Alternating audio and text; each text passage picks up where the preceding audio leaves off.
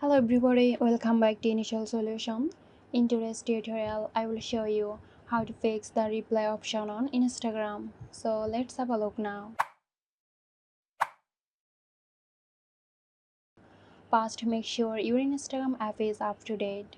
Go to Google Play Store, search for Instagram. If an update is available, tap Update. The next step is check your internet connection. Ensure you have a stable internet connection. Then go to your device settings. Click on App. Find Instagram.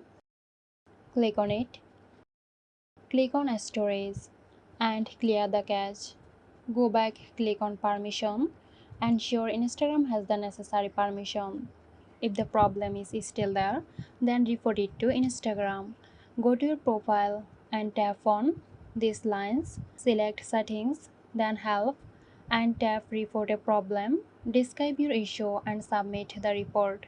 So that's it. If you found this tutorial helpful, give us a like and subscribe to our channel for more interesting videos. This video is sponsored by Zerosoft. Zerosoft offers graphic design, UI UX design, digital marketing and web development.